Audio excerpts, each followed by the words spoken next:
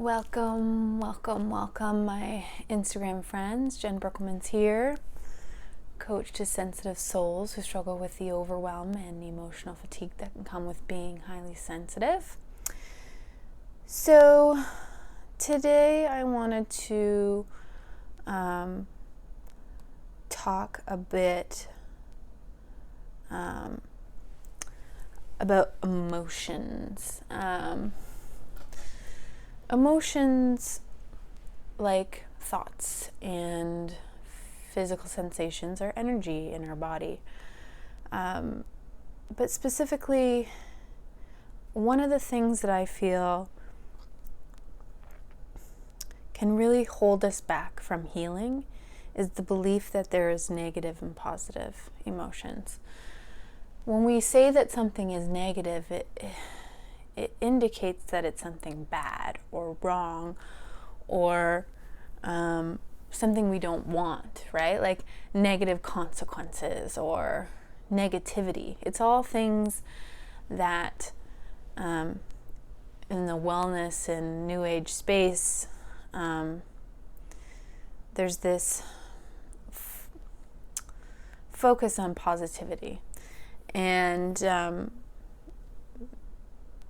I will do a video on toxic positivity at some point, but right now I specifically want to talk about emotions. And emotions are energy. They're not inherently good, they're not inherently bad. Now, we do associate certain ones with being good and certain ones with being bad or negative or wrong, simply because we want to avoid them and they're uncomfortable. And that just has to do with society's fixation on them and what the beliefs around them are.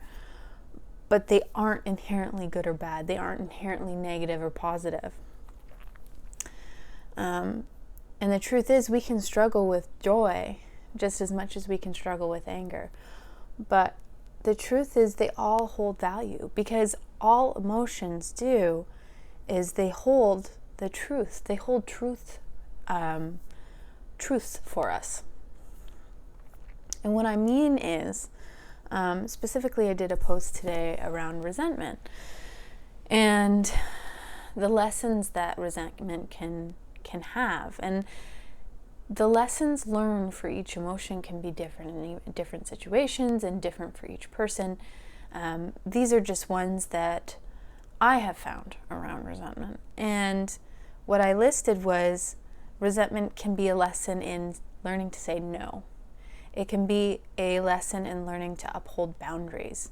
It can be a lesson in learning to fill up my cup first. Learning to not do things outside of my own means. Learning to be open to receiving rather than giving. A lesson in realizing my worth. And those are all lessons that I've learned by feeling and experiencing and welcoming resentment.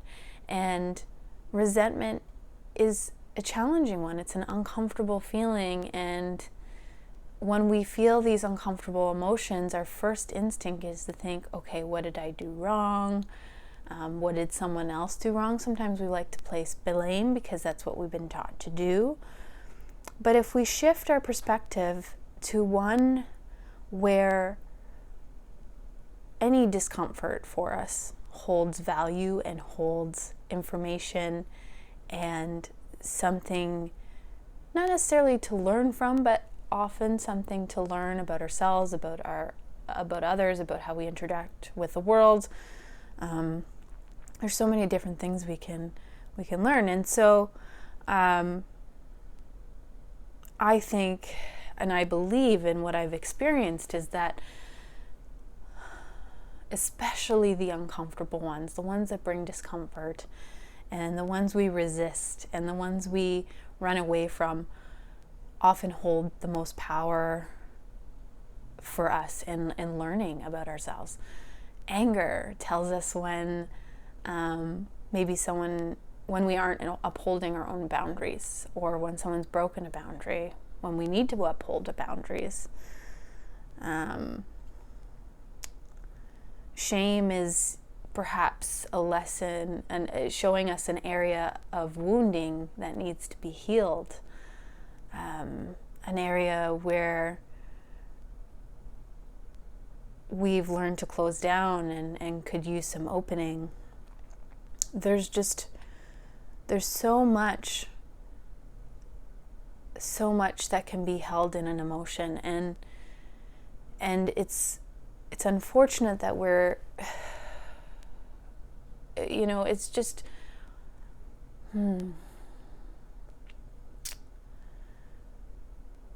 where we learned from our caretakers, the adults in our life, how to handle, manage, process or not process, shut down, and how to deal with emotions from the adults in our life.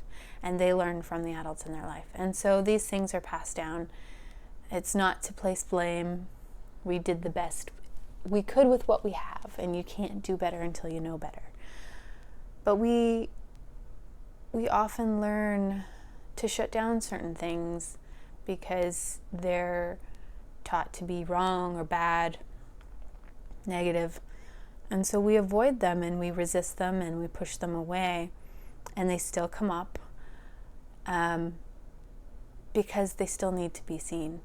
And there is truth and valuable truth held in these emotions, especially the uncomfortable ones. So when I experience discomfort, and what I ask is, what is the message here for me? What is this here for? What am I potentially meant to learn? What value is here for me? And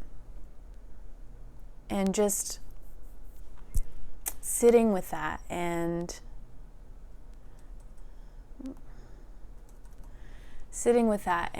giving it my awareness and seeing what comes up. And like I said, different the same emotion may bring up different truths, different lessons, different information each time.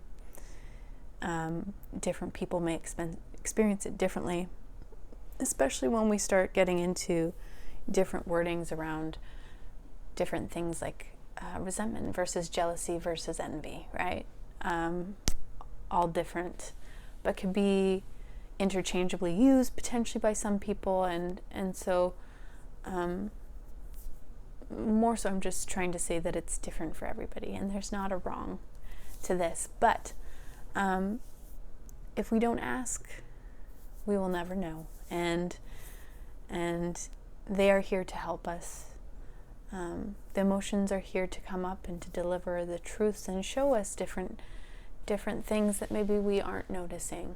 I think that's especially true for the uncomfortable ones, the ones that are uncomfortable for us, because they're uncomfortable because we're avoiding seeing something, right?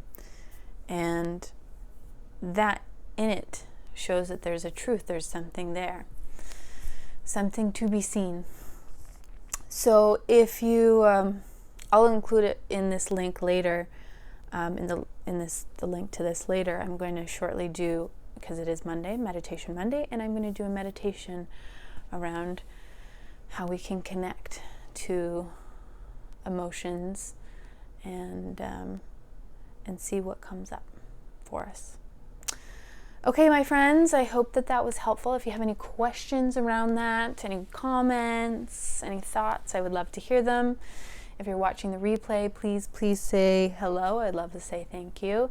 And if any of this is resonating with you and potentially you'd like to explore something like this, or like one of my meditations in a one-on-one format, I do private sessions as well, so you can reach out in a message and we can chat about that if you'd like.